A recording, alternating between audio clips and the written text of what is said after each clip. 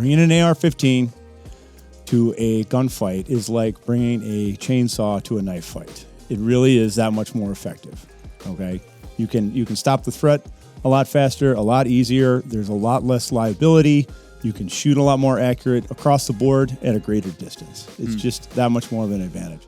Hey, folks, we got some really great episodes and videos coming up for you here as part of this podventure. Honestly, some of my personal favorite content we have ever produced. Really great stuff. Before we do that, there's a couple disclaimers. First off, just a little one we'll throw out. This has been done over the course of 2020, which, as we know, there's been shutdowns all over the place. It feels like an eternity. If you hear anything that's somewhat repetitive over the course of these episodes, or you see any odd inconsistencies, it's just because there was so much of a gap between each of the videos and podcasts that we shot. So keep that in mind. Now, the other thing is, of course, being that we're going to be discussing the topics of self-defense, home defense, other things of that nature, we're talking about some pretty serious stuff that if you find yourself, which we hope you never do, in the worst case scenario, it can have some pretty big legal or emotional ramifications and other consequences depending on how you act and what you do. Now, we are all in different areas with different laws. And also, we are not, Mark and I, nor anybody at the Vortex EDGE Academy here that we trained at, professional lawyers. So don't take anything said in these podcasts or videos as 100% factual law. It will vary, and our own interpretations of laws and things like that and the way we word them may not be perfect. So do not take them as instructions for how to handle a situation you may find yourself in. These episodes were created with the intention of giving our listeners great food for thought and a prepared mindset to be ready for anything, not to be legal advice or material to reference in any sort of legal situation. Should you wish to practice some of the things we've done here, please exercise extreme caution, as always, with firearms or physical training, and we highly suggest seeking professional training in a professional facility like Vortex EDGE right here at our facility in Barneveld, Wisconsin. And surely there's going to be more news on just what that is and how to sign up for things like that coming in due time. So now that I got kind of the cover our own you-know-what out of the way, enjoy the videos and podcasts here. Let us know what you think in the comments on the YouTube videos or on Instagram. Thanks, everybody.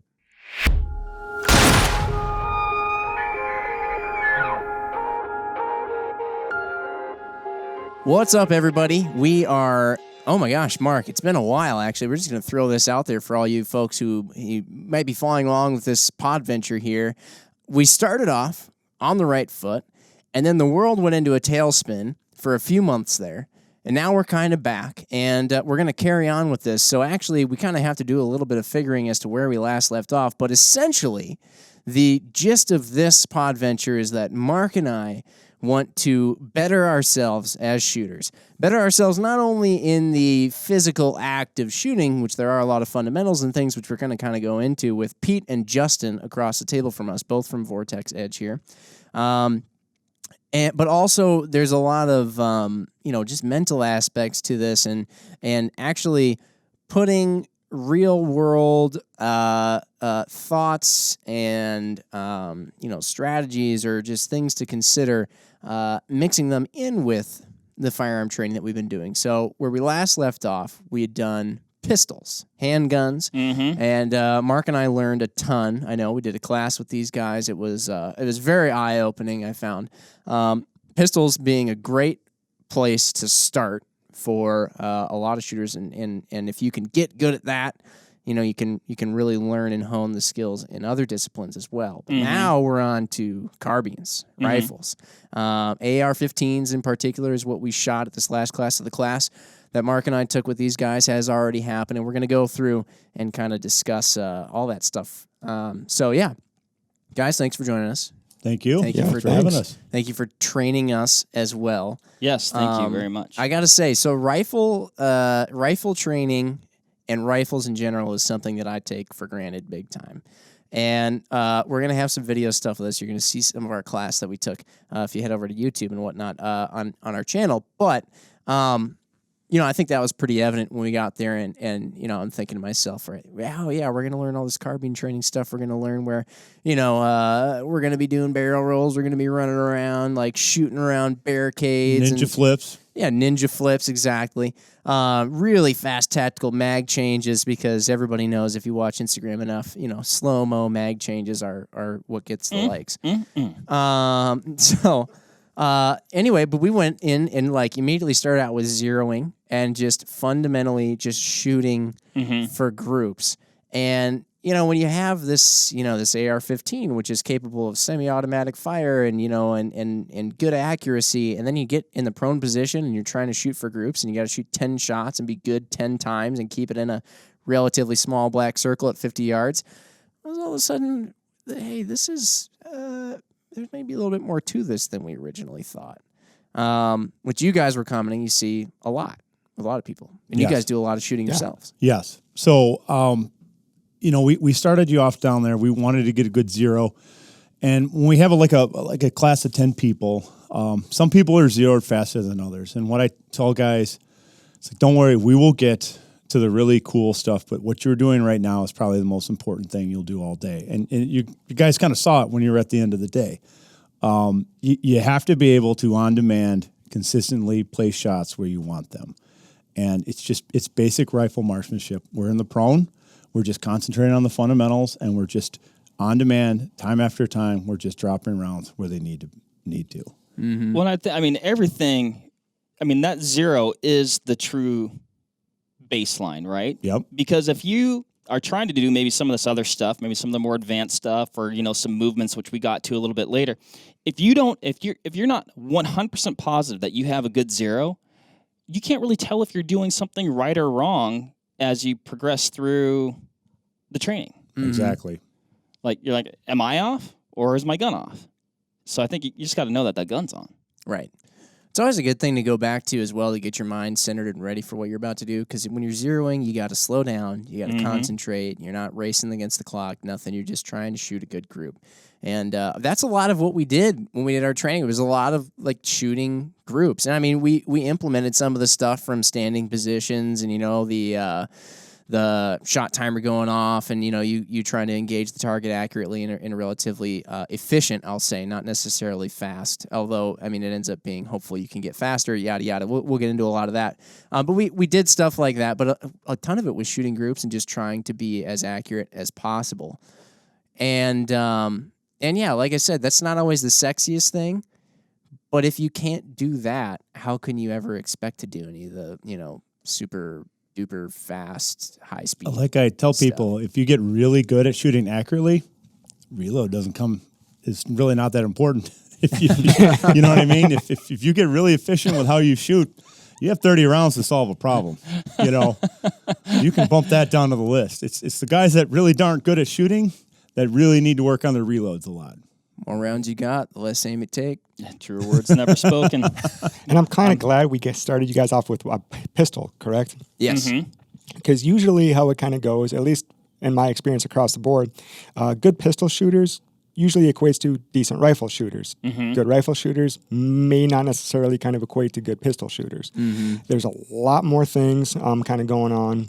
With the rifle, you have the buttstock, you have all those other points of contact, longer barrel, everything like that. So when we're going back to zeroing and things like that, versus, obviously the pistol, which we're not talking about today, but it's pretty imperative to kind of get that good zero, and then going into shot group analysis, which we did with you guys, all the way out to 100 yards, getting a nice shot group analysis. And that's something I don't feel like a lot of individuals do enough, is shot group analysis. Yeah.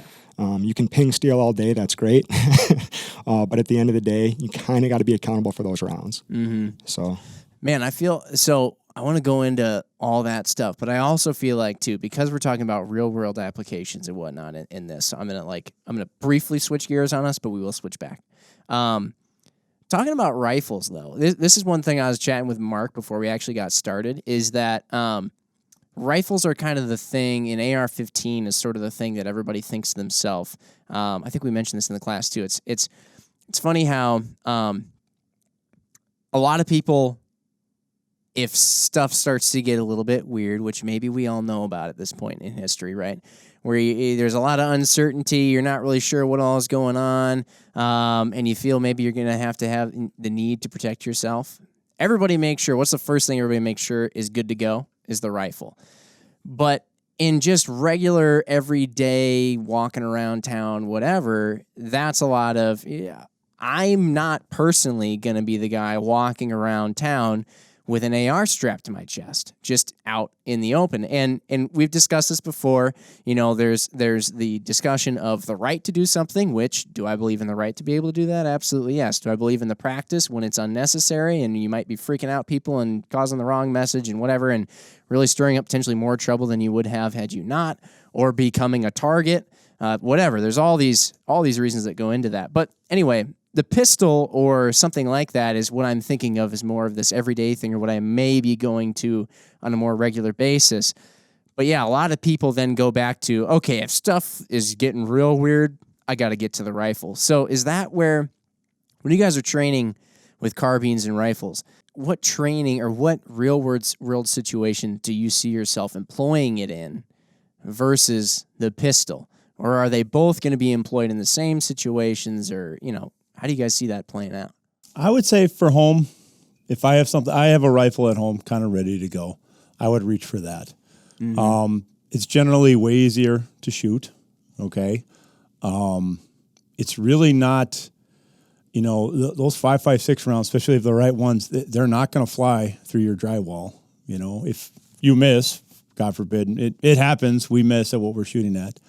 And it's just generally more effective at shooting. Mm-hmm. It really is. I mean, the difference between the two is you know, night and day. I think a lot of times in law enforcement, especially the guys that you know I used to work with, it would be hard to get guys to show up on certain calls with at least one or two of them. Hey, maybe you need to have the rifle with us. We don't really know what's going on here. You know, sometimes they leave that back in the car, and you know, and the difference in a fight between, this was a good saying I heard once, you know, bringing an AR-15 to a gunfight is like bringing a chainsaw to a knife fight. It really is that much more effective, okay?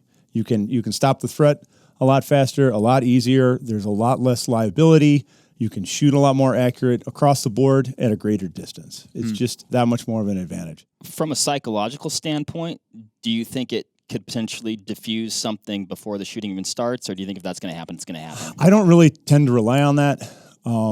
There are a whole lot of people in this world that have grown up having guns pointed at them, and they don't really care. You know I've heard stories in Iraq dealing with citizens, maybe crowd control. They don't care if you're pointing rifles at them. They've had it all their life, and it's the same thing in this country. So I wouldn't really count on that, you know, to try to, sometimes presenting a rifle might escalate a situation, or, you know, a handgun, it might escalate that. I really wouldn't count on that. So, but if... I mean, that makes perfect sense. Yeah. No, if I needed to solve a problem and I needed to do it with a firearm, and an AR-15 was an option, an AR-15 is the answer. Mm-hmm. I kind of feel the same way. Personally, I have, you know, my AR underneath the bed right next to me, and then, you know, in the nightstand's my pistol. However, if I'm going to go for one or the other, it's probably going to be my rifle for basically the same reasons kind of Pete kind of put out earlier. So, yeah. Personally, I just feel like if I'm around the house and I need to make those first rounds, they're imperative. I know for a fact that I believe, you know, personally, I'm more accurate with my rifle than I am with my pistol. So, yeah. What I feel like we're going to talk about this maybe at a later date, but now I'm curious right now. Like, so you're talking about, you know, different types of bullets. So what would be a style of bullet that you'd be like, yep, this is what I keep in my rifle in my house for home defense? Oh man, I mean, there's so many good manufacturers nowadays. There is. I know what I would stay away from. Okay, maybe that's easier, right? Like steel core penetrators and things like that. Yeah, makes sense. Stuff probably, designed to go through things. Yes. You know, honestly, a good rule of thumb is just talk to your local law enforcement officers, see what they're carrying, and typically it's something that's FBI tested. They usually test that stuff a lot. It's really hard to go wrong with AR and ammo nowadays, as long as you buy from a reputable manufacturer. It's really hard. There's so many options out there. But I mean, Hornady, Spear, all great options. Mm-hmm. Okay. Yeah. Well, when it comes to it, like I said, I had to do that brief switchgear there. But when it comes to actually then shooting the things, right? So you kind of it's it's funny because I can't describe like you like there's certain levels of situations where like, oh, a pistol is up to this level, and then a rifle is like if stuff gets really bad. It's not necessarily that, because it kind of depends on where you are, what the situation is, But in situations where you have to employ the rifle, as we mentioned a couple times now, it's important to be able to be accurate under some stress, stuff like that. We went through all kinds of things to consider. I already have changed after we had our class some of the ways that I think about shooting my AR-15, or even just a rifle in general, really, actually, or just a firearm in general. Every time we do one of these things with you guys, it just like starts cascading into all other forms of shooting that I do. But you guys went into a number of things. I mean, there's the trigger press, there's your natural point of aim, which is something that I'm only finally starting to grasp in terms of like it's so simple that I was way overthinking it before, but now I'm like finally starting to realize how simple it really is of a concept. Grip, all that other stuff. There's a million different ways people are holding rifles and are going about, especially when you're in that prone position or whatever, where they're getting set up for all this natural point of aim stuff. You guys go into, though, how you break down your form and just how you want to be holding the gun and shooting and lined up with it and everything. And you probably noticed between you and Mark, your form or position may varied slightly. Again, and that's kind of going back to that individual, what works for them, what's comfortable. Across the board, I wouldn't say there's one thing that's going to work for everybody. Yes, there's slight variations, and they know the basics on that baseline is going to kind of remain similar. But again, like we were talking about position in the prone, we'll touch on natural point of aim, especially with the carbine, because we were talking about that a couple days ago, I think. Yeah. And I think that's something we kind of want to define, or at least kind of touch on a little bit more. So, but no, like I said, the baseline remains the same. But again, slight variations, person to person. So the same reason, if you were to zero your rifle and then, you hop on it, Jimmy, point of impact versus point of aim might be slightly different. And again, that's going back to all those different variations. Yeah. So as long as you're consistent. Yeah. Natural point of aim seemed to be the thing that at least you guys talked about at first, I think, and it was the first thing that I would think of every time I got behind the gun, was like getting in this position where essentially when I was relaxed, the gun wasn't moving. Right. And it was kind of staying pointed at the target. And there was times where we'd be shooting groups and I would be set up and I couldn't put my finger on it. And I think that's the weird thing about natural point of aim, is that it's not something that consciously happens or that you're consciously doing. It just sort of does happen. But there'd be times where we set up behind the gun and shooting a group, and every single shot, I could start calling them, because you're paying attention to what's going on. And every single shot, I was like, that was a little bit to the left. That was a little bit to the left. That, and it just kept going a little bit to the left. And I'd set it up and aim it like, all right, this is going to be a good one. That was a little bit to the left. And it just kept happening. And then the next time I got down, I got situated a little bit better into a position where my body, like the musculature of my body, wasn't trying to pull it to the left, and then I shot a much better group, and it didn't go to the left. We even got to the point where we were thinking, like, do we need to change the windage on this thing or something? But no, it was actually me. Right. So natural point of aim, you want the target, your sight, and your eye kind of all in natural alignment with minimal muscular input. When I'm shooting a carbine, I'm okay with rearward movement on the gun. I know precision guys don't typically like that. I'm okay like grabbing the gun, pull it straight back. But, you don't want to get down on the prone, your sights are here, your bullseye is here, and then just kind of turn everything. Because as soon as you shoot, the gun wants to move right back to your natural point of aim. And if it's not on the target, it potentially could end up there. Yeah. So, we take time to kind of break that down, with really no time limit at all. You take as much time as you need. Every string of fire starts with one shot, and we want to teach you guys how to fire one round at a time as accurately as possible. And tell you, towards the end of the day, it really pays off. Yeah. It really pays off. So, now, that being said, there are certain times where, certain instances, maybe certain situations where natural point of aim, I don't want to say it's thrown out the window, but maybe not as important as a fundamental of some other things when we're shooting. Well, for example, this type of platform for this firearm, it's made to be fired aggressively, which I mean, so again, that's why we were talking maybe not wrapping the thumb on the pistol grip, specifically with an AR. If you're shooting precision, maybe kind of, rest that thumb off to the side. Yeah. Again, it's made to be fired aggressively. So with that being said, natural point of aim, I don't want to have misconceptions on that, because when you guys were going natural point of aim, you guys were shooting for a 3.5-inch circle at 100 yards in the prone. With unmagnified optics. We're using UH1s. Yes. So, I mean, Mark was using magnifier. Gotta get that dig in. Now, that being said, other situations, other instances where time is of the essence, a rate of Speaking fire. of the dig on using the magnifier, Jim, I noticed the target that I had up here is mysteriously missing. Oh, yeah. No, it's not mysteriously Interesting. missing. You know what? You know what else isn't mysteriously missing is your pink hat for getting second place. Yeah, in a we'll little get into contest. that. We'll get into that. Ryan's Ryan's got it right there. Oh, there we go. Oh, look at that. Weird how it Look was at in that, the Mark. darkest corner of the. 98, yeah. Cool 100-yard group, Mark. We all think it's pretty awesome. You like that? Yeah. That's some really good shooting, though. Seriously, Yeah. Mark. I wish all my students could shoot like that at 100. I'm serious. I appreciate I'm dead it. serious. Come on, quit playing. It's like Oh my gosh! it's like You hearing shouldn't have. it's like hearing some TV dad. I wish all my kids were as good as you.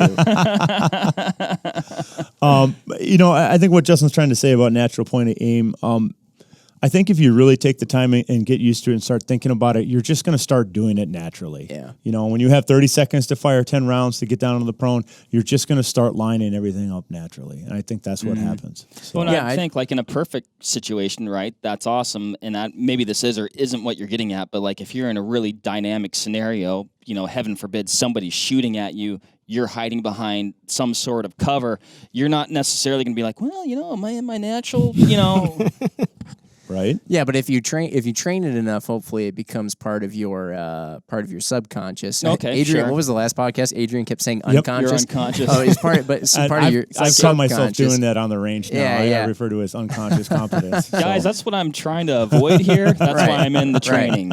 But when you train that stuff enough, and it becomes part of your subconscious. It kind of naturally happens. I mean, we were at the end, and we'll get to that, like we said, when you're pink hat.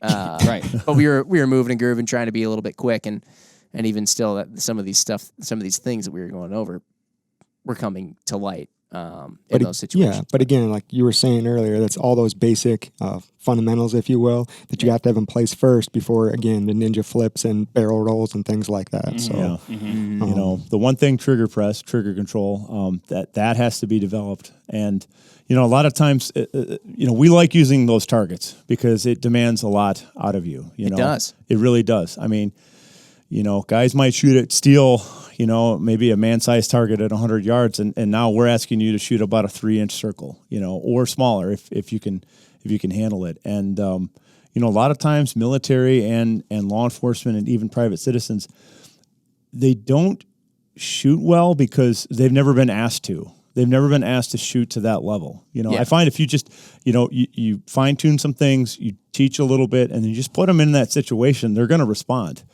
And you guys definitely did, especially when it came to shooting those targets at 100 yards. Yeah, it was funny how frustrating shooting those little targets were because I'd spend so much time like it has to be perfect. It has to punch the X out. Yeah. And then at the end, we switched over to steel, and there's like these tiny little round steel plates at 100 yards, and it was like boom, ting, boom, ting, boom, and it was just over and over and over, it's hitting it, and it was because like in my mind, I'm thinking to myself, all I got to do is make the steel ring, right? So there's less pressure. But when Right. you're trying to be perfect, you're like, get it perfect. Like it has to be. And I was shooting way worse. Yeah. now that being said, it was still a 6-inch plate Yeah. at 100. And I 6 think you were inch, shooting that from 8-inch plates. standing. Yeah. So now people have to realize, God forbid you get in that situation, you actually have to pull your firearm. Your shooting's probably not going to improve. Yeah. That's fair. This is true. Yep. This is true. Yeah. Yeah. So if you're only shooting like, I'm shooting good enough when you're at the range, should it should carry over. I should get, the adrenaline will make me a better shooter when something bad happens. Yeah, you very rarely rise to the occasion when that happens. So that's why we have to train hard. We have to do things perfectly and right, because it's not always going to be that way. Yeah. So.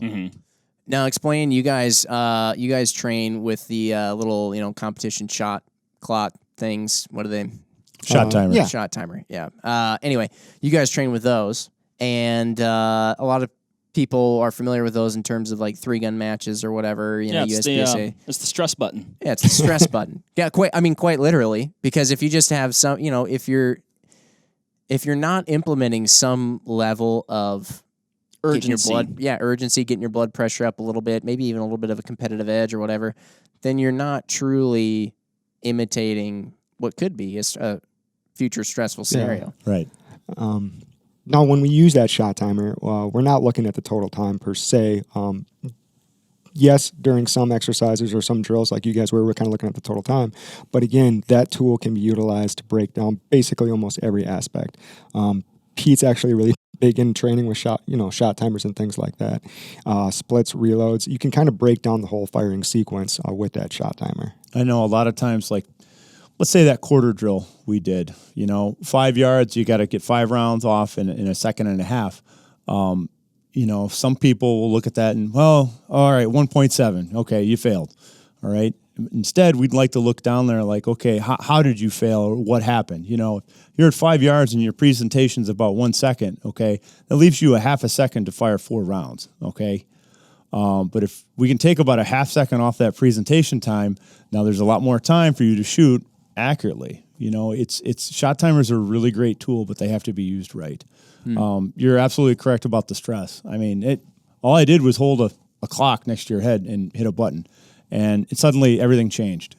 You got a little amped up. I like to say, like, there are certain things I like to do untimed, but I like to get that shot timer introduced as soon as we can in the training, because when it happens for real, it doesn't happen in a vacuum. There's always a shot timer. Somebody's keeping score somewhere. Yeah. Okay. And you have to. It's not really necessarily speed I'm looking for, although that is a byproduct. The shot timer kind of tells me how efficient someone is doing something. Okay. And I like using those bullseyes at 100 yards. When we started off, we were just shooting groups at 100 yards untimed. Okay. And then now we're going to add a shot timer. And okay, let's do that in 60 seconds. Okay. And you guys are having great scores. All right, let's do it in 30 seconds. Yep. And now your score's kind of, staying about the same. Well, now you can look at that and like, wow, what was I doing for that 30 extra seconds? You were wasting time. Sure. And you can even go farther than that. Standing to prone at a B8 bullseye at 100 yards, you fire 10 rounds in less than 15 seconds, and you get the same score. Suddenly your world starts to change. It's like, man, I just wasted 45 seconds of my life. I used to think that was the standard, and the score's staying the same, and you're just getting way more efficient with everything you're doing. Yeah, I mean, talking about some of those efficiencies, and I had to maybe kind of like overcome some, I guess, habits, I guess, if you will. But you're talking about the presentation there, and again, you always want to be safe, and you have to be mindful of all the safety rules, which we went over, before we started shooting. But like, even when I'm shooting at a deer or something like that, it's like I'm always like, okay, I'm on target, okay, I'm ready to shoot, and then my finger enters the trigger well, execute a trigger press, boom, right? Right. And again, somewhat of a different situation here. You're not being unsafe, but we know we're presenting the weapon. We know we're engaging a threat, right? Time is of the essence. And so you're like, hey, Mark, take some of the slack out of that trigger before you're actually on target. So you're being more efficient with your movement. Right. So when you get on target, you can execute that shot faster and more effectively. Right. So we're starting to do, when we mean a presentation, we mean, hey, the rifle's at a low ready. Okay. Like, say if you're a police officer, you're got the rifle down. Okay. Hey, may not need to bring it into action. I need to be able to see what's happening. And then now suddenly situation's changed. It's now time for me to use deadly force. We're getting the rifle into action. I like to start guys back at 20 yards. Okay. Cause it is a rifle. Okay. It is capable of the accuracy to handle back there, but you really learn how to get that rifle into action really efficiently back there. I think too often guys want to start up close at 5 yards, and yeah, maybe the shooting might happen there, but you can get away with a lot of slop and a lot of bad form. But if you put somebody back at 20 yards, you learn how to do it right and efficient. And part of that is starting, speed. Speed isn't always just doing everything as fast as you can. Speed is the economy of motion. Speed is doing certain things kind of simultaneously. Speed is getting rid of that lag time. I thought speed was going slow. No. Slow is smooth, smooth is fast. That is a phrase that's what everybody says. It really going gets, slow is being fast. So I brought that up when we were talking about it, and Pete, of course, corrected me. But I feel like, but you know what I mean, though. Right. It's not. There is more to that statement. But I'm just messing with you, Mark. Especially in the military. I know that what you were trying to get at was that you were just trying to call yourself fast by being slow. Okay. What you guys really should take from that statement is fast is smooth. Okay. Slow is just slow. Yes. Okay. At the end of the day, but fast is smooth. Fast is not herky-jerky trying to do everything at 100 miles an hour. There are times when, hey, maybe if you back off a little bit, the end product is you are faster. So, we want to, big thing with shooting, like you're drawing a gun, presenting a rifle, depending on the distance, like someone will bring the rifle up to their shoulder, and then there's this pause. There's like this dead time before the gun goes off. We want to try to get rid of that. Yeah. And that is economy. You know, a lot of that is maybe you're staring at your sights too long. Okay. You see it in new shooters a lot where you're teaching someone a skill and they're up there and they're trying to do it. And you can watch okay, step 1, I'm looking at the target. There's the target. Okay. Step 2, I bring the rifle up. All right. And you can watch them go through every step in their mind. When you get experienced, all that gets kind of blended together in a safe way, though. I want to make sure that people understand hey, that sight is on target and I have made the decision to shoot. So yeah, my finger is starting to take the slack out of that trigger. Mm-hmm. Okay. Mm-hmm. We should mention, I think, and it'd be good for some people out there listening, who are trying to get better at shooting their rifle. Some of the drills that we did. So obviously we talked about the fact, we shot a lot of groups and we zeroed in our firearms. We didn't rush through the zero. We made sure we had good zeros and we made sure that we were shooting good groups, right?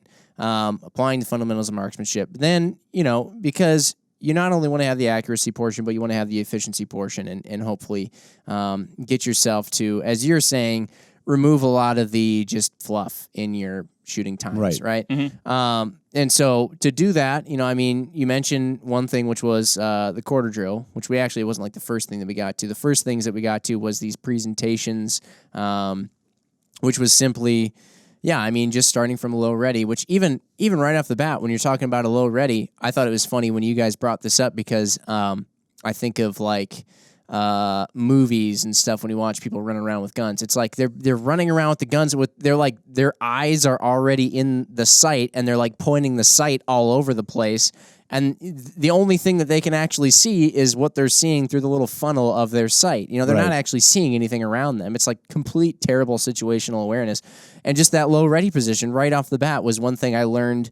I guess kind of naturally I've thought of that. Well, if I'm doing this, I can't see anything. But when you guys talked about that low ready, is oh yeah, well, my chin's up above the stock. I can look around. I can see what's around me. Right.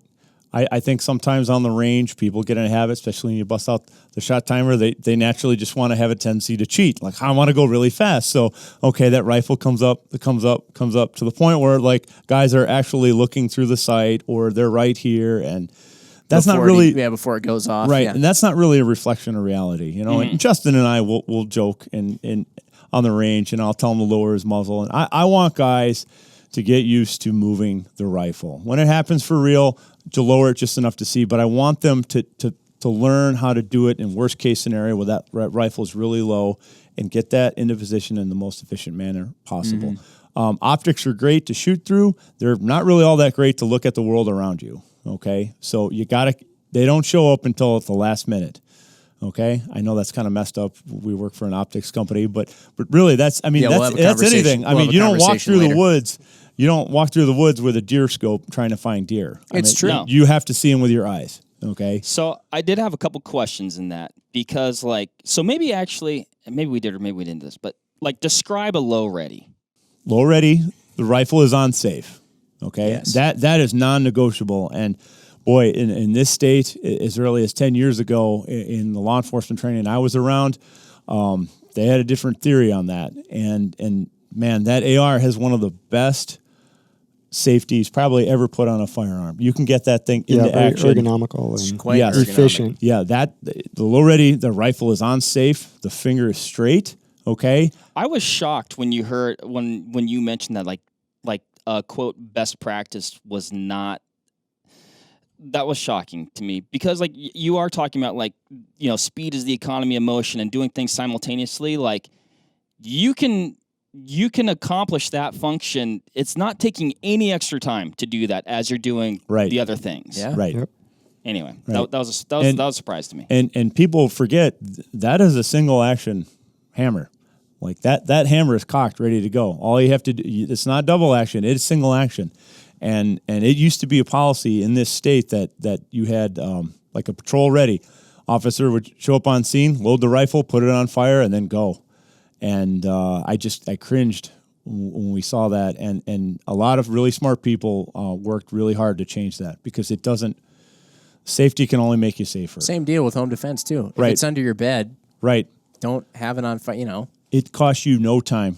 And if you practice and train right, you can get that thing on fire when you're ready to shoot. I mean, you guys saw it on the shot timer. Did you guys ever think, oh, man, this safety is really slowing me down? No, it's actually funny that you mentioned that. Never did I think, Right. oh, it's the safety. That's why. Oh, man, I really got to practice working this safety because, no, it's really intuitive and really natural. Right. But then you have the other parts a little ready. I mean, you got the stock in your shoulder, yep, basically, and that's ready to just kind of cantilever up. right. It's not so much one thing that I found, and this is where you're getting into the economy of motion, is your head is already essentially in the position that it's going to need to be in when the rifle comes up to look through the optic immediately. If your head's kind of like up like an ostrich or whatever, and then when you bring the rifle up, now you also have to simultaneously bring your head down to the rifle. You're wasting a bunch of time. You're moving your vision all over the place. The rifle's probably going to move a lot. It's going to take a lot longer. It's a lot like drawing a pistol, okay? One thing we run into a lot when guys draw a pistol, the head wants to move down. You want to, I got to get down behind like that Mr. rifle. Turtle Shell. Right. But when you're drawing the gun, you watch guys' heads drop, okay? And now the sights on the rifle are coming up. And now you got to line all this up with a target, okay? Instead of like, hey, here's your head, here's the rifle, bang, okay? Once you start figuring that stuff out, it makes your life a lot easier. Okay, and these are the things you start learning when you start practicing with smaller targets and a shot timer. It's amazing just adding those two things can really show the flaw in your game. Yeah. And then that's when we step in and we kind of work through that. So, like I said, low ready, the finger is straight. Okay, the safety is on. The sights are out of your field of view, and that stock is kind of elevated low. Okay, so it's ready to go when you need it. And low enough where you can, like you were mentioning earlier, you have maintaining that situational awareness, whether you're looking left, looking right, you can, tell what's going on. So without being sucked into your sights like you were talking about earlier. Right. So a question I had about low ready, and maybe I was cheating a little bit, but No, in school you were. What? You ain't cheating, you ain't trying. Exactly. That is true. So I feel like when I was at a low ready, at times, and of course I'm showing this, so if you're listening, you can't see what I'm doing. But, Mark's air gunning. That's pretty nice. But like I was experiencing, like if I was to hold that position, like I would get some arm fatigue. Yes. Right. And so my question is like, and I'll bring everything back to hunting, Jim, because that's where I like to live. Just hunting. But if I was still hunting through the timber, right, like I would be at a low ready. Like I'm anticipating something could happen at any second, a dynamic scenario. But I'm almost like, I guess I'm at a lower ready. So the reason they call it like more, a low ready and is more relaxed. You are ready. Okay. So like you were saying, say whether you're walking through the woods and, a deer's going to pop up, 5 yards, 10 yards, whatever it may be. It's going to be, you're probably going to hold that rifle a little bit different if you were walking out, say out west, Right. Where it's a little bit more open. Say you're antelope hunting. Probably not going to do the same thing. So again, situational awareness, low ready is essentially that. Kind of ready. Well, and I guess maybe I think the weight distribution of a hunting rifle is a bit different than an AR too. I'm not going to say an AR is like more portly out towards the front, but I don't know. sometimes when you're with your more like light, handy, not full of 30 rounds of ammunition, hunting rifle, it's a little bit. Well, and as I think about this, as I think it through a little bit, like I could walk through the timber for 3 hours and not see anything, right? But I guess if I'm at a low ready in like a scenario where I might need to use my rifle in a defensive application, I might want to be at a little bit more ready of a low ready. Right. So I guess that's, as I think it through, that makes sense. There's different ways. I can't wait to see Mark, though, on his next hunt with his finger off the trigger straight, but thumb right there on that safety, and just have some deer come out, and he just basically just... I mean, it's just going to be amazing. I would quick shoot. I'd love to see that. Me too. But yeah, to get it back into the the economy of motion part of it, though. I mean, when you talk about as well that herky jerky. I mean, when you introduced the shot timer, the very first thing that I did. I mean, we were doing some low ready. All right, like bring it up from here and shoot. Whatever. And I was like, okay, bam, and you could hit a pretty good shot. And then the shot clock timer came out. And it was like, oh man, I'm getting timed. I better try and look impressive here or something. And it goes beat, and I just whip that gun right up to the face. And then it's funny because I ended up taking way longer because gun goes way high, then you overcorrect, then it goes too low. Then I'm like, oh, everything's going to hell in a handbasket. And then you panic. So then you panic, and you're like, all right, well, let's just basically reset. All this is happening in not a ton of time, but definitely more time than it should. And then you reset, and you kind of get it there, and you're already frazzled. And you're like, I got to shoot. And then it doesn't go anywhere near where it's supposed to. That's how we learn. Yes. That's how we learn. One thing I didn't do with you guys that I kind of regret not doing, but I've really been getting into video analysis. We have a program called Coach's Eye down there, and that is perfect for presentation. I can tell you exactly everything you're doing. All we got to do is stand there and video you. I will tell you exactly everything you're doing correctly and incorrectly. And in the case of overdriving that gun, a lot of the times is you get that head down. You want to smash your face down behind the optics. What happens is your face actually hits that buttstock and forces the muzzle up. Sure. Okay. And what I like to do is I have a visible laser on my rifle, and I kind of demonstrate what the sights would be doing. So you force that muzzle up, the sights go up. You can't shoot because you literally can't see for that 1/10 of a second, 1/4 of a second, and then like you said, you have to wait for the sights to come back down. Where if you just kind of backed off a little bit in your presentation, and as soon as the sights where they need to be, the gun goes off, you're going to be more efficient. Yeah.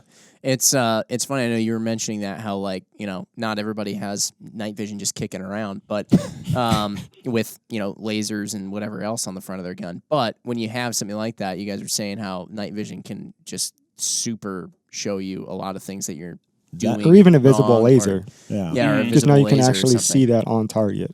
Because it literally is painting a line of what the barrel is doing, and ultimately what the barrel is doing is what you're trying to control, because that's what's going to point where the bullet's going to go. It was really eye-opening. We had some guys in about a year ago, and they're shooting in pitch black.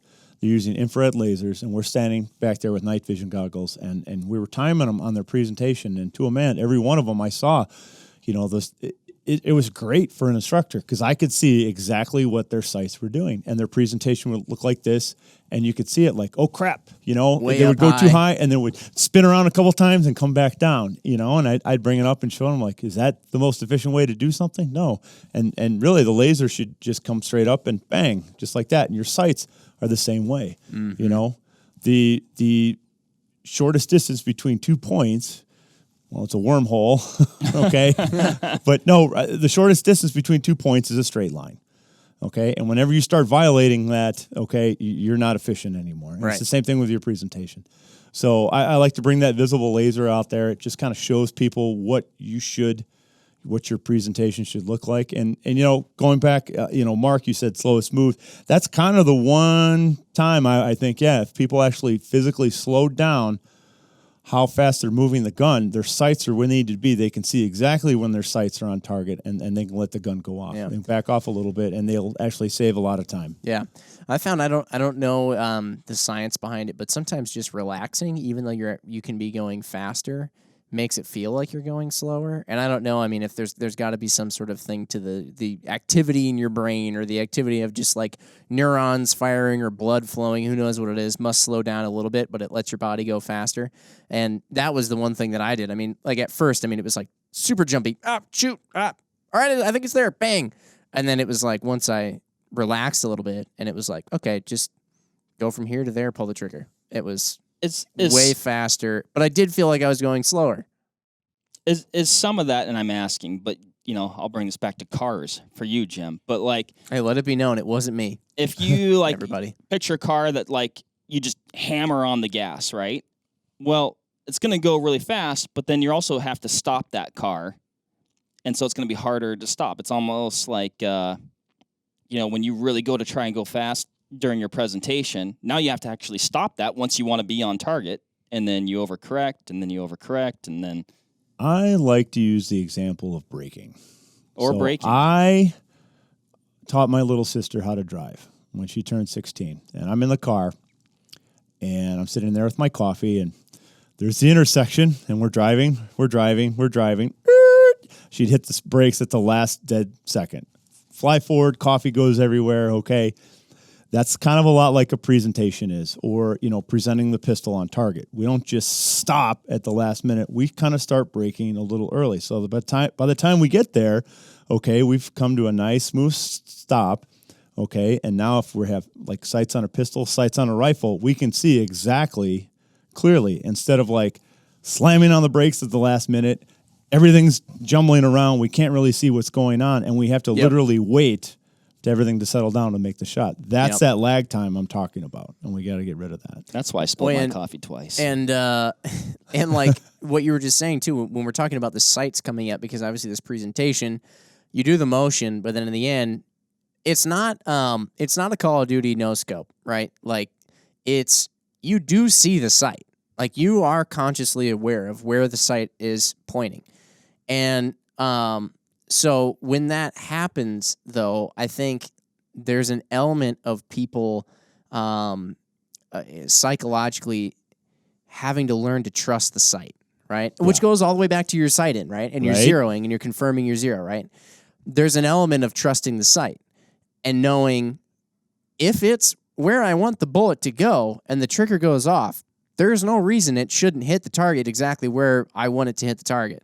And so, but like the first time you do stuff like this, boom, gun comes up and you're like, wow, that was fast. I better make sure that it's really good. Even though the whole time you saw it, it was like, it was on the target. You could have pulled the trigger. But your mind's kind of like, oh, I don't know if I should have done it that fast. Like that feels faster than normal, We can also kind of apply that to when you guys were shooting the quarter drill, right? Your sight picture, your dot inside your optic. I mean, did that look the same when you were shooting like the, second and a half at 5 yards versus when you guys were shooting, or zeroing? I mean, so that dot probably looked almost like a line. So yeah, quarter drill being the one where we shot basically, it was 5 rounds, and then when you're at 20 yards or something like that, you had to do it in 6 seconds. So a little bit further away, you got more time, and then as you gradually got closer, you had to fit those 5 rounds still in the target, but in a less amount of time as you got closer. So yes, to your probably point, looked a lot different. It looks a little. I mean, it looks, but it's still on target. Right. Mm-hmm. Yeah. So I think as instructors, we tend to do a bad job of this, but I think one of the problems people have with shooting is they spend way too much time aiming. They waste a lot of time aiming. I like to say either the sights are there or they're not. Do something about it. It's like people have to have this perfect visual sight confirmation. They think every single sight picture has to be perfect. And through experience, they're going to learn, man, those sights don't really have to be exactly perfect as long as I'm doing everything else perfect. I like to use the phrase when it comes to sight picture, perfect is the enemy of good enough. If you every single time try to get an exact perfect sight alignment, it will actually degrade your shooting performance. Yeah, that's like what I was talking about earlier. Yeah. 100% it will. Yep.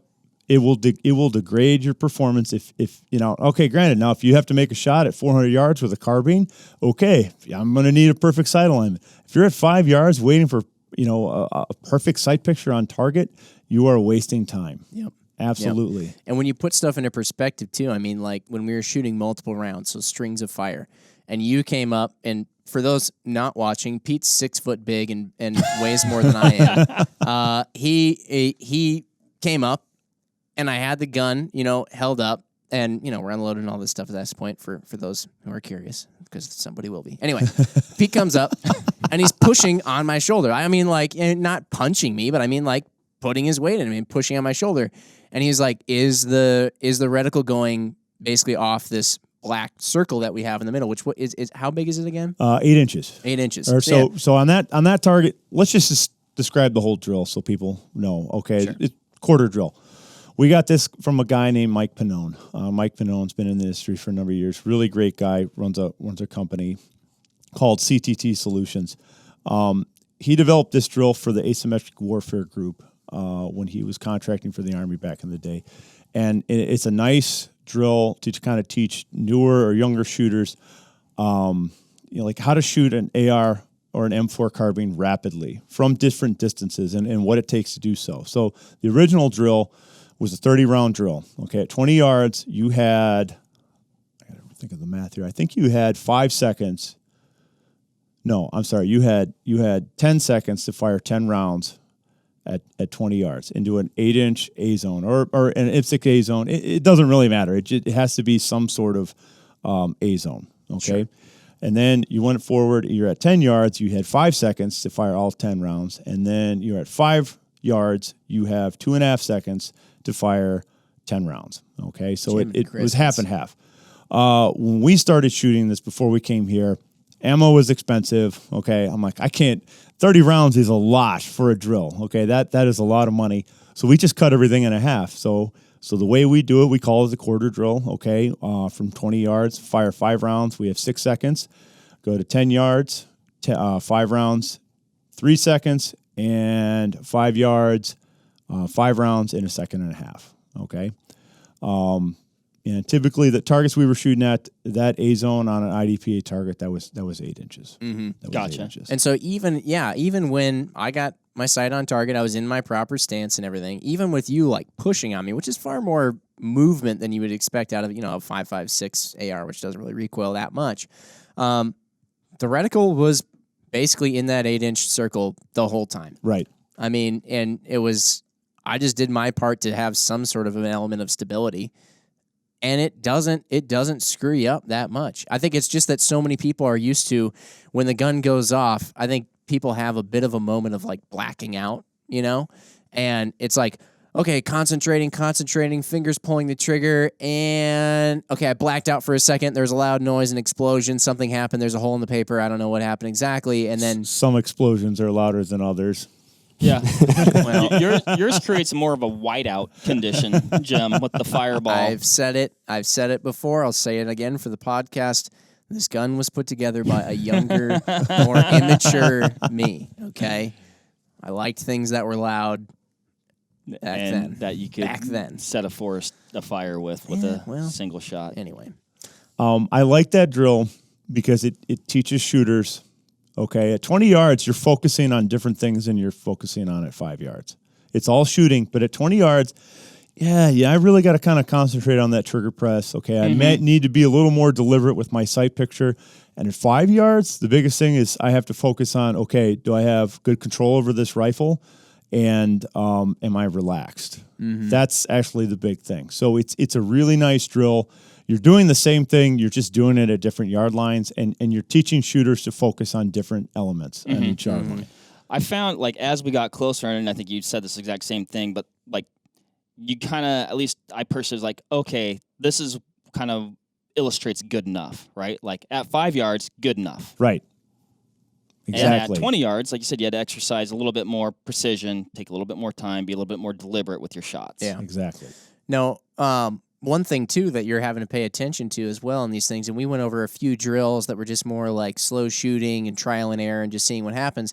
One thing that you have to consider as well is that you have that reliable zero, right? You've done that part. But people oftentimes assume that if they're zeroed at 50 yards, they're shooting basically like a perfect straight laser beam that perfectly intersects with wherever their sight is pointed all the way out to like 200 yards, right? And, when you get up close, there's the element of the fact that, if you stuck the end of your muzzle right on the paper and you look through the optic, the optic isn't going to be pointed exactly where the muzzle's pointing. That's optic over bore height. So, you know, when you're up that close in 5 yards, you're actually holding over the target. And then when we went out to the range, the longer range outside, for some reason we did that. It was dreadfully hot. We have a 100-yard range at work. I don't know. Anyway. Actually, I think the engineers were down there that week. Okay, well, the engineers, they just... It's good for you. You got to get you outside, get some sun. Yeah, silver spoon engineers. Anyway. But when we did that, we had to shoot at 100 yards and actually hold under a tad. And when you're shooting a target the size we were shooting, it does matter. It does. And that's what we had to do. So taking that optic over bore height and your sight in, the way that the ballistics work and the curvature of your bullet through the air, its flight. That was another thing that just... Well, I know we talked about zero. You guys were talking about it zero at 50 yards. We didn't really go into why we zeroed at 50 yards, but you guys also were talking about there's, you know, zeros at 25, 36, 50, and 100. Mm-hmm. And again, we zeroed at 50. We have a personal preference to that, and we do it for a certain reason. Because, again, say we had a 25-yard zero, you know, our point of aim, say maybe at, you know, 5 or 100, you know, we're trying to maximize basically our point blank range. Mm-hmm. So basically trying to mitigate that hold, whether it's, you know, over, under, as much as possible. Mm-hmm. So like if you look at a 50-yard zero, if you zero a rifle to 50 yards and you have to engage a target at an unknown distance, if you put your sights right in the center of that target, a 50-yard zero will give you the maximum chance of getting a hit if you're not quite sure where the distance is. Right. I can't tell you how many people I've taken out to Coon Rock, looked at the first set of targets, and they're like, that's 50 yards away. And you're like, nope, that's 100. Mm-hmm. Range estimation is not an easy thing, you know, and especially with shooting a rifle like this, you don't have time to whip out the old Kestrel, okay? Right. You know, or lay something, okay? And a 200-yard zero, or I'm sorry, a 50-yard zero will set you up for success. You just said the thing you hate the most. Oh, my God. You just said it. Yeah. Kind of a pet peeve of mine. 50-yard zero to 200-yard zero. Pet peeve of mine is people call it the 50/200-yard zero. They're really not one and the same. Unless you end up with the magic barrel length, ammo, okay, yeah, maybe your zero is dead on at 50 and dead on at 200. Most aren't. And I think most people that call it that never confirm at 200 yards, okay? So we call it a 50-yard zero because we know it's zeroed at 50. If you have the opportunity, I would go out on paper and see where that setup hits. It's going to be different for everyone. Mm-hmm. Yeah, could be further than 200, could be a little bit nearer than 200. But yeah, it is from a important practical to know. standpoint, though, like it's probably it sounds like it's giving you a high probability for getting an impact. Like you said, your maximum point blank. Like you're trying to get a hit, Right? and yes. again, like knowing your firearm and exactly where it is at those ranges is definitely going to be a benefit. But that 50-yard zero is kind of going to be, I guess, optimal before you like sort out the fine-tuned points. Exactly. You know, we had you guys shooting at B8 size targets at 100 yards, and you typically had to aim about 1.5 inches to 2 inches low to get inside that center target. Realistically, I mean, you don't have to do that if you're shooting at an 8-inch target. You can just hold dead center, okay? I spend a lot of time on offset up close because that is absolutely the one you can't stop to think about. That has to be instant. Yeah. I like using those little 2-inch stickers we threw up on the target. Yep. I like people to get a visual representation of where their bullets are landing. I have people aim at that sticker. Okay, their rounds are down here. All right, we walk forward, we look at the targets. Okay, that's the amount that we need to aim to overcome that offset. And that has to be automatic. If you have to make a shot at somebody up close, 55 yards is about the maximum you're going to see mechanical offset. The farther back you go, the offset's going to get smaller because when you're back at 50 yards, your sight and your bore are perfectly lined up because that's where you zeroed them at. Mm-hmm. Mm-hmm. It and is. Go ahead, Jim. No, go for it. I was going to say, and every gun is going to be different. Like, actually, Jim, like, we had different ARs, right? Yours is a different configuration, shorter barrel. Mm-hmm. And really, our holds were, like, somewhat dramatically different. Different enough that, again, when you're practicing to try and reach some level of as close to perfection as you can get, understanding that it's only going to probably degrade from there if, you know, stuff hits the fan. But Yeah, I mean, it was different enough that if I would have been like, "Where are you holding?" and I would have done the same thing, it wouldn't have worked. Mm-hmm. So, I mean, that is where now I know this gun better than I did before we did this thing, and that's good.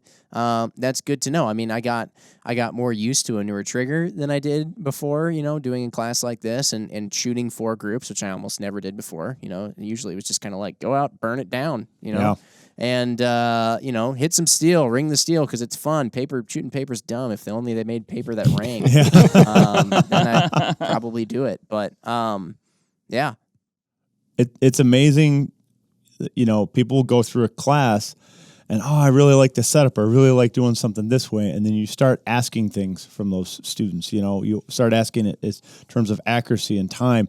Suddenly things that seemed okay before on your rifle don't seem okay now, Mark, I kind of had the pleasure of the rifle you shot.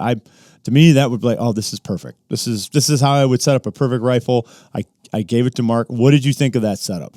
Oh, I enjoyed it. So 14.5-inch gun with a pinned flash hider to 16 inches, so it's all good with the folks. Brand new Bravo Company rifle right out of the box. It was 14.5 pinned. I think we put a different trigger in that too. Yeah, we put a Geisley 2-stage trigger in there. I liked that trigger a lot. Yeah, it had a Surefire. What was the Warcomp muzzle device on there? We had. Brand new UH1 on there, and we had one of our Micro 3X magnifiers. And I'm like, this is how I would run this rifle. That was one thing we didn't get into as much as maybe we would have liked to, is maybe rifle setup too. Mm-hmm. Yeah, and I was hoping we'd talk about that a little bit because obviously, the rifle Mark was shooting, the rifle I was shooting were quite a bit different. Mark, you're shooting something that's like the full on, 16 inches in total when you include the muzzle brake. I was shooting an 11.5-inch gun with this giant fire breather on the end, and it was a very different experience. I'm also shooting a single stage trigger too, which I found when we were trying to shoot groups. I wish I would have had a 2-stage, but then when it got to shooting fast, I was like, I don't mind this so much, Of course, either way, I should be able to do both fine. I mean, Pete came and shot my rifle and shot like a tiny little group, and I was like, well, I'm still seeing stars. Can't blame it on the trigger. From the fireball coming out of that thing. Can't blame it on the trigger anymore because Pete just shot a good group with it. But yeah, I'll probably change some things on this rifle though. Most notably the noisemaker. Yeah. Do you felt like something like that you might change to when you were shooting like up close and fast? You feel like it was kind of impeding any of your sight? Honestly, like, it didn't bother me. It bothers everybody else. And I mean, it's just an unnecessary fireball, which at some point, maybe if I start getting a little bit more efficient with my economy of motion and things, could become a hindrance where it's like, wow, I'd really like to take another shot right now, but there's a big ball of fire in my face. Then think about maybe a nighttime scenario. I mean, is that going to even be more of a detriment because it's going to mess with your vision? I'll tell you what, the other guy's going to be blind too. Then, yeah, that's true. Everybody's going to be blind. It'll be like 3 blind mice having a Are you under night vision? Is it knock out your night vision? Yeah, I'd say so. So anyway, I'll probably switch to something. The thing is so this gun I built at like peak AR-15 cool time, right? So it was slap on as many cool accessories as you can find that you probably saw on Instagram, and it's an SBR, so it's like super badass, right? And I have a theory. That's on what that. SBR stands for, super badass rifle. Badass. Yeah. So anyway, that's what I was going for, and now it's like, do I need a muzzle brake? Does an AR-15 really recoil that much? No. Would I rather just not have a Dragon on the end of my? Actually, that's a brand I think of muzzle brake. There is a Dragon brake. Yeah. Yes. So anyway, I'm sorry. It's not actually. That's not what I have. This is the fire-breathing Dragon. This is just something different altogether. But would I rather not have that on the end of my gun? Yeah. The rest of the stuff I felt okay about. But there's absolutely things here and there. Mm-hmm. Well, I never had a sling on my rifle. We were using slings too, which is. So, sling is kind of synonymous to having a holster for a pistol. Okay. Especially in a class environment, it's real easy. Okay, guys, on safe, let them hang. Instant, you guys are safe. The muzzle's pointed down. From a practical standpoint, I mean, they're really great to have, especially because you're not always shooting with the rifle. You have to have a way to transport it securely. There's a bunch of different slings out there. Personally, as long as anybody training with, as long as it's a 2-point adjustable, you can get quite a bit done with that. Yeah. For the most part. Yeah, there used to be 3 years ago. There used to be 3 main types of slings. Way back in the day, there was a 3-point sling, and that was probably way before your time. You ever mess around with a 3-point sling? Sounds like a drink. Gaggle of nylon everywhere. This huge strap that would run across. Let's see. I don't want to flag anybody, but okay, it would attach here and would attach here, but then it had this huge piece of nylon that would attach in the middle. Oh, I know the one. Yeah, I've seen that. Yeah, and it would go right across your bolt catch. And we thought they were cool at the time, and I've since learned better ways to carry a rifle. There are single point slings, which is just one loop. Some guys like those. In my experience, they're okay if you're sitting there just shooting, and then as soon as you're done shooting, they kind of become useless because the gun just hangs off you and it goes wherever it wants. The utility of a 2-point adjustable sling is way better. You can adjust it to almost any length. It's super fast. Really fast. You can just let it hang around your neck and actually kind of use it like a single point sling. If you wanted to switch shoulders, do anything like that. If you needed to secure the rifle to yourself, let's say you needed to carry a wounded comrade, you needed to handcuff somebody, do anything else, the rifle's secured to you. If you wanted to stabilize the rifle a little more, tighten things up, you can tighten it down and help stabilize the rifle like in a prone position. I mean, there's just so much more handy. I mean, along with having, 2-point adjustable, the QD attachments, I prefer those. If you guys can have those on there. Pete actually has several different QDs on his rail depending on, the situation, whether it's, a little bit more forward towards the muzzle, a little bit further back. The rear attachment, whether you're putting it, on the buttstock or a little bit closer up, it's kind of, I would say maybe situation dependent, personal preference, things like that. Yeah. What's your preference on that? We were talking about that a little bit. So, for me, I like having like the front attachment, on the handguard up almost as far as I can get it. Mm-hmm. So the reason I have it up there is because for me it's kind of out of the way. So whether because my hand placement on that forward rail, it's going to be a little bit different if I'm in the kneeling position or if I'm in the standing position. So sliding that, forward and aft on that, it's not really going to kind of impede my hand placement. So that's one of the reasons I like it. There's several different other reasons as well. I have personally, a light on there, maybe like a laser as well. But again, also a lot of people might use whether it's a vertical grip on there or something like Jimmy has here. Yeah, like an angled forward grip. Like for a reference point or something like that, maybe a stop, and I kind of use my sling as that as well. Okay. So I remember when I first saw your guys' rifles that I always knew, I was like, well, there's like the Instagram rifles where people tack on as much stuff as they can get, and that's kind of like, a little bit crazy. Like, I was like, I bet these guys will have pretty bare bones rifles. But then when I saw your guys, like, there's stuff going on there. You guys have stuff. It's not that. I think sometimes people get nervous to add things to their rifles because they're like, oh, I don't want to look like I'm just trying to be cool. Right. But then there's people who do add stuff because they're just trying to be cool. And in the end, I mean, I think you should probably put stuff on your rifle, try it, use it, see what you like, and just in the end, have your rifle be set up with what works for you, right? And probably have some idea of why.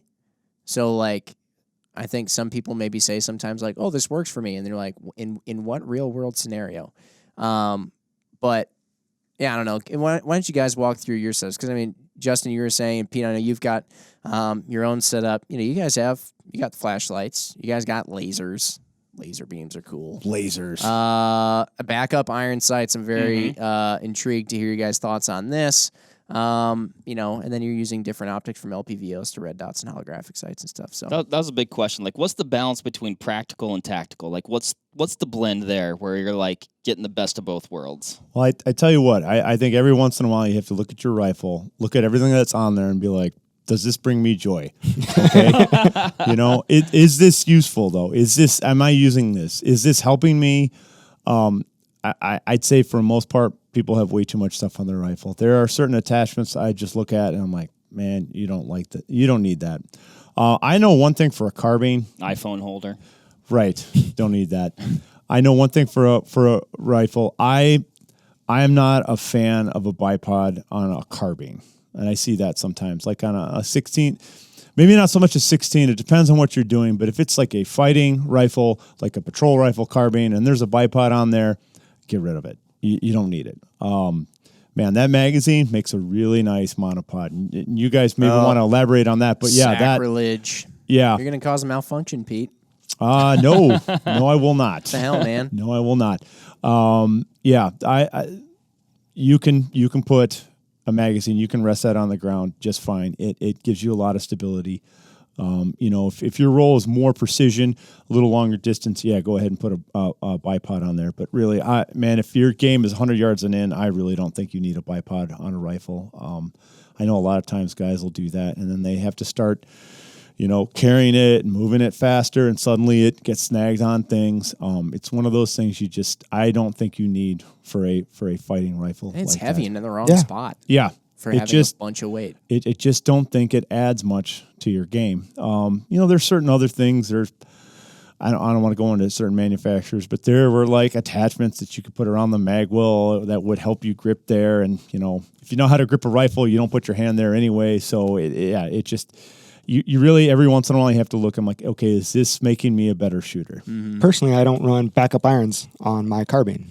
I have Get out. Oh, man. Somebody just opened that can of worms. I'm not joking with you guys. I'm going to admit that I succumbed to what I thought people would say. I put these backup irons here on this gun because I was like, I don't want to deal with the comments if people see me running a gun without backup iron sights. So I threw these on. They're not sighted in. They're useless. They are 100% useless. Well, I have my my optic on there. That's one sighting system. I also have my laser. That's a second sighting system. How many sighting systems you really need? Now you can put for the backup. You can put irons on there. Now you have 3 sighting systems. Maybe you have a red dot now. Yeah. So like my rifle, that's a pretty bad luck day. Like. Right. So my rifle setup, I really like a 14.5 mid-length system. I think it shoots great. I think that length of barrel is really practical. I think the mid-length makes it shoot a little softer for me. I have a D-ball infrared aiming laser on there. We do a lot of work with night vision. Okay, so for me, it allows me to aim that rifle at night. I also have a white light. White light's kind of one of those things, like if you really want to use that rifle for self-defense, home defense, you got to have a really good quality white light on there. Okay, we can't shoot things until we see them. All right, and we can't shoot things until we discriminate them. And every year you read a story, somebody shooting a potential home invader, and it turns out it was one of the kids, one of the neighbor's kids, maybe stumbled into the house. Just didn't use any white light to ID something. Okay, if you use a rifle, you have to have some form of white light on it. I have a Geisley 2-stage trigger on there. I guess Jimmy would call that cheating, but it gives you every advantage. What did I say? I said I want one too. And it's weird. At least back in the day, like a good match trigger would get this reputation of not being reliable, and in reality, they probably are way more reliable than your standard mil-spec trigger. So I like the advantage that brings. I think it's worth the upgrade. I was running one of the brand new UH1s. I've really grown to love that optic. I love just the huge field of view. I like that reticle. Weren't a big fan of magnifiers until. Now all you guys have magnifiers. Now I have a magnifier on there, right?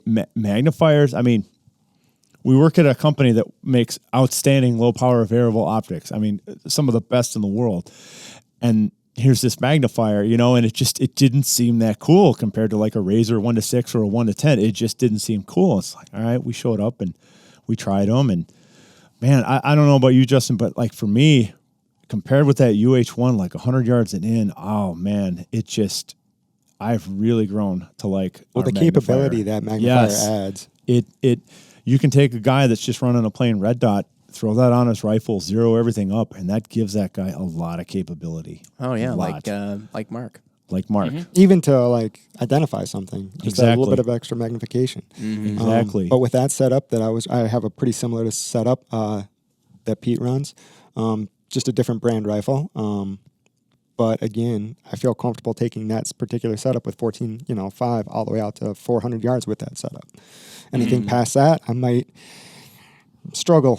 Yeah. So, It's funny. I found now like this isn't a little bit of an older gun. I think this is one of my most recent ones that I've put together or purchased. But very very first gun I ever did, it had full ambi everything. Everything was like the latest greatest whatever. I bought it from the company that only makes one thing, and it's like that super Gucci part.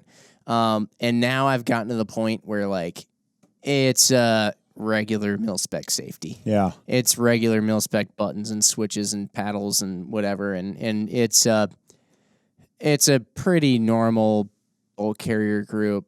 I just don't get fancy stuff so much anymore because well, they've changed quite a bit over the years. Like back in the day, like a comp rifle might, or something like that, a competition style setup versus I guess your basic stock AR now. I mean, it's almost kind of comparable to what they were, how many years ago. Yeah. Ruben and I have had conversations about this all the time. Like the difference between a competition rifle now and like a mil-spec rifle or like patrol rifle, that gap is really narrowing. I mean, they are like almost one and the same. They're the your differences are very subtle. Your competition one mostly just comes down to all the bright Cerakote colors. Exactly. But otherwise, there's not much difference. Well, you got to match your jersey.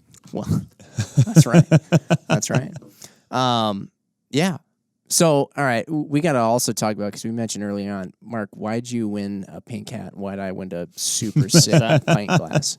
So one of the things when we went out to the range, we went out outdoors in the blistering heat. But we were shooting a little bit at 100 yards. And yes, we were shooting at 100 yards with, I was shooting unmagnified, not Mark. But, 4 groups, 4 attempting to try and get some precision out of these low power or no power, basically optics, which is something that I know I've never done before, admitting that. But then you guys brought out the steel. That was when it got fun. It was all fun, but that was when it got really fun because then it was like, oh man, now I don't have to shoot this perfect group in this circle. I can just, now I can just hit this stupid piece of steel anywhere and it'll ring and I'll get the point. But yeah, we were shooting around barricades. That was pretty interesting to do. And then, we kind of wrapped it all together and kind of did a mix-up little contest where we got only a certain amount of rounds to try and get through and shoot an array of targets. And I'd say for like probably a ton of people out there, like the drill we did was very basic. Like it was kind of I guess whatever. I don't know what do you call it? I'd call it like a move and shoot drill or a dynamic like if drill. you got like a very experienced 3-gunner, he's gonna be like, this was a very basic drill. But boy, if I've used that drill for years and it's really great. I mean, incorporates a bunch of different a lot of things that we covered in the day, and we set up like about 3-4 pieces of steel. I like to have 1 small piece of steel, and then we have barricades that we've kind of just taught you how to shoot from, used for stability. And, I think we had 12, you needed to score at least 12 hits on these different pieces of steel, and we gave you about 15 or 16 rounds to do it, and all right, here we go, beep, and your time is your score, factoring misses. Giving a limit on the rounds, I think, I wonder if it would have been as difficult for me had I've known, like another one of those weird mental tricks, right? Had I been like, I can shoot as many rounds as I want, there would have been less pressure on each round that got fired. But you kind of want a little bit more pressure on each round that gets fired to make sure that you're like really concentrating and focusing on each individual shot. But that was one thing that I know psyched me out a little bit, because then if you missed one, it was like, no, like that was precious, because now there's only 3 more rounds and there are shots or targets that I need to hit. And so you'd lose one, it would get in your head and then you're like, oh shoot, this next one's got to be perfect, and then you start all that thing that was making you shoot better on steel because you're thinking, I just got to hit the steel. It's easy. You miss one, you're like, oh wait, I can miss a steel target. Like this one's got to be perfect. And then you shoot and you miss again. You're like, I only have 1 more opportunity to miss. Yep. A little bit of stress. Yeah. Yeah. And we weren't doing anything crazy. No. Nothing crazy at all. But man, I love throwing guys into that drill at the end of the day, and I love putting them in a competition. And, you know, that's why we give out like a prize, the first place. And it's just a glass or a hat, you know, but you recognize the guy that, hey, he put it all together. You're able to perform with all your peers. And you guys got kind of lucky. It was like just you two and, you know, the camera crew and a couple of guys. Ryan was over there. You know, pretty typically tight group, people you're already comfortable being around. Yeah, but you know, I tried Pete's making you going to give you a hard time. Yeah, but like if we have a you know, class of 10 or 12 people, there's all these people and every single person's watching, and that raises the stress level. You know, and I think it's good for people to go through that. I love competition shooting in general. You know, I always try to get people to go out and shoot competition. It, you know, 3-gun, USPSA, it doesn't matter. I want you guys to feel match pressure. I want you guys to do it for real on the shot timer. I want you to do it where, you know, we didn't have any redos out there. It was one, and if you screwed up, that was your score. You know, you get one opportunity to do this. Let's go. Beep. You only get one shot. Yep. One opportunity. One opportunity. Sees everything you ever. I can't. Truer words never spoken. It's a No, good but song. I mean, like, for a lot of guys, it's probably like elementary, right? But I think there's also a lot of folks like in our boat, and to me, it just, again, another one of those things that illustrates, like, you know, adding in something else, and that's one thing, like that parallel between the pistol and the carbine training is like, okay, you did this, okay, we're gonna add in this, you know, and it's just like you're kind of baby stepping it up. But it's amazing. You introduce like just this little new thing, and it becomes a big deal, though. Yeah. Like it's just, and so, but just like learning how to, I guess, I don't know, deal with all that stuff. I think one of the biggest things I've learned from doing the pistol thing, the rifle thing now, we got a few more things ahead to check out too. But it's kind of like a lot like going to the gym. You see people. There's two kinds of people. You know, there's one of these classic things, whatever. There's two kinds of people that go to the gym. There's the people that just go to the gym and they think the act of being at the gym and in clothing that isn't like regular everyday clothing, right? So they put on the gym clothes and the gym shoes and they go over and they just kind of like walk around and maybe pick up some weights now and then. And they're like, yeah, I'll rip out a few of these. Like, there's really no mission whatsoever. They're just sort of there and they think that by osmosis, they'll just lose weight and get big and strong. That's why we have muscular. athleisure now, Jim, so we can do that at home. Oh, right. Yeah, exactly. People wearing athleisure are burning far more calories than Absolutely. those not. Anyway, but it's like when you go to the range, and I've been 100% this guy before. You go to the range, you get a bunch of ammo, and you kind of set it all. You get out there, you're at the bench, you're like, all right, cool. I don't know, there's a target down there at 100 yards. I'm sighted in, I think, last time at 100 yards, so I just... ting, you know, you hit the steel like 3 times. You're like, okay, cool. She's still sighted in. And then you just sort of burn a bunch of rounds down, ringing steel. And you're like, why don't I try those targets out there at 200 real quick? Ting. Okay, cool. I'm on. And then you kind of just doink around. And then somebody walks by and you're like, what kind of gun's that? And you're like, this kind. Cool. Here, shoot it. Thanks. All right. Boom, boom. Cool. We're friends now. And then you go home and that was that. And if you're just looking to just have some, there's nothing some wrong range. with that. That's not. There's nothing wrong with that. If you're looking to have some range therapy, awesome, right? But if you're actually looking to try and have, like, if you do that exclusively, and then you go and you think to yourself, I'm set up and ready if something bad happens or like something goes down where I'm going to need to use it. It's like, I'm sorry, but you're not, you know? It's just like there's, like you said too, there's nothing wrong if you just go to the gym to hang out. I mean, cool, if you're into that. But yeah, like I wouldn't expect it if you just go to the gym to hang out and you're just kind of like slapping hands and telling jokes. It's like, don't expect to then win the Ironman when it comes to town. You know, it's like the people who go in with a little bit of a mission and I don't know. I think that kind of stuff is fun too, because after a while, I just am like, well, I've been doing the same thing for a long time, and I'm like not really getting that much better. I'm kind of getting bored. But when you go in and you challenge yourself, that's where you actually start seeing some kind of improvement. You have a little bit more fun because you're like, well, there's a reason for me being here. A little bit more reason, I think, for spending all the money on the ammo. You know, when you're like, okay, all that ammunition that I just saw and all that money that like went down range, like, okay, it went to making me better. Right. Well, I think one of the great things about having a training plan or just, shooting that drill, like 10 rounds in 30 seconds at 100 yards, you're getting more bang for your buck. Absolutely. That's a 10-round drill, which I think is phenomenal. And you're getting way more bang for your buck. You can track performance. You can see how much better you've been getting. You can make changes to how you're shooting. If you just go down and blast rounds, I don't think I've ever done that.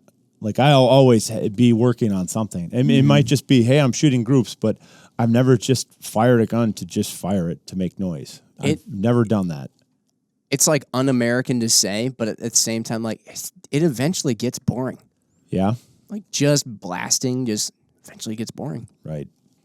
So have a plan. Well, like you said, I mean, going to the gym, you're going to track your progression there. I mean, and then same thing with being on the range. I think we were doing it, a little while ago. I was, maybe I wasn't that happy with how I performed that day, but then again, going back in those records and seeing like progression, like, okay. I've had to talk Justin off the ledge a couple of times. We were running in a drill and he's like, he's getting all mad. I'm like, hey man, we ran this 3 months ago and you're running at 2 seconds faster now. Oh, okay. Which is like kind of crazy how significant that is. No, but that's that is significant. hugely significant. Well, again, kind of going back to the shot timer, how many rounds do you think you guys were getting off in a second, with that quarter drill? I mean, you had, 5 seconds and was it a second and a half? So, I mean, if you looked at your splits, I mean, you can get a lot of rounds off in a second. Yeah. And then going back into the situational awareness, defense, whether it's personal, whatever. Again, you kind of got to take that into consideration too. Being like, the efficiency of motion and everything like that. I mean, if you're efficient, you can get a lot of accurate rounds off in a short period of time. So, that kind of brings me up to, when we run classes, like nobody shows up to an 8-hour lecture on nutrition and fitness and expects to lose 30 pounds in a day. All right. That's not how a gym works, and it's kind of the same way with a training class. Like we can show you guys stuff. You can maybe see some improvement, but I really eventually we want to teach people how to train themselves. Okay. Cause you can't lose 50 pounds in a day. It takes a lot of hard work. It takes a plan, a lot of dedication. With shooting, you don't just get better by going to a class. That is a huge misconception a lot of people have.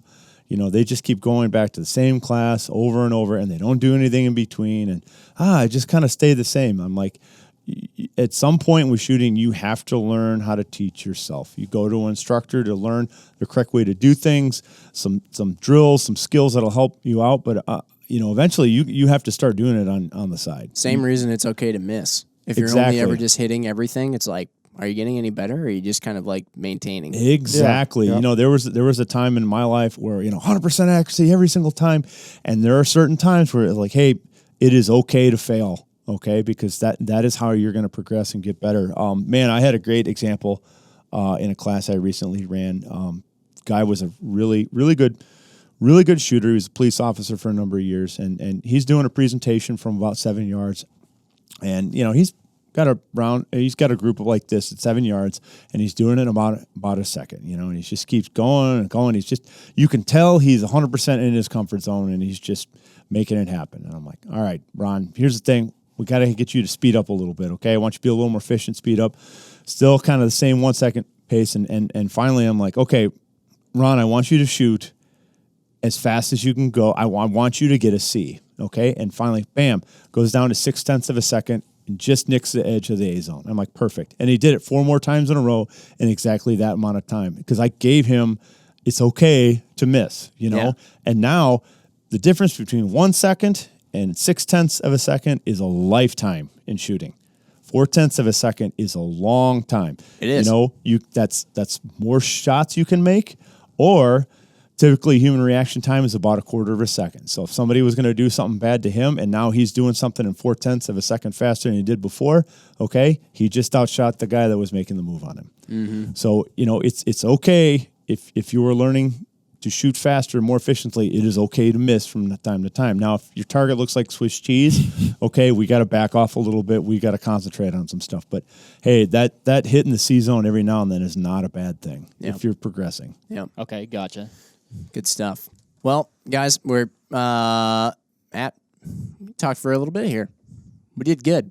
Yeah. We got to let you guys get back to your stuff too down there at the range. So Yeah. appreciate you guys having us and instructing us. And hopefully those of you who listen to this and also watch some of that video, you get to see some of the drills we were doing, and you get to have maybe a little bit of inspiration to not only come out to Vortex Edge, definitely do that, but then also, do some of this stuff at your own range as well. And like we were saying, I personally think it's way more fun doing some of this stuff. And the range therapy stuff, like, go ahead and do that too. I mean, that's like camaraderie.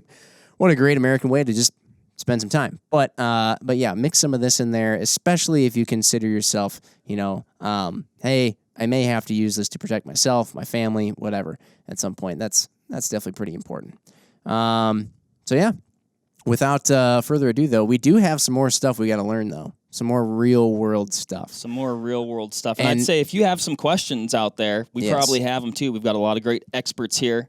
Yeah. Next Let us up, know. Mark, I heard I'm going to learn how to flip you over my shoulder and onto a mat and just snap you in half. The moment you've been waiting for. This should be good. All right. Awesome. Thanks, everybody. Thanks, everybody. Thanks. Bye.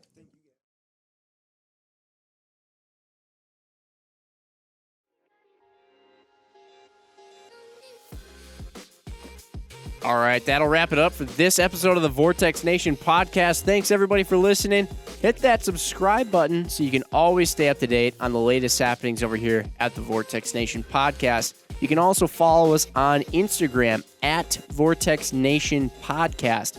Again, everybody, thanks, and happy hunting and shooting. We appreciate it. Have a good one.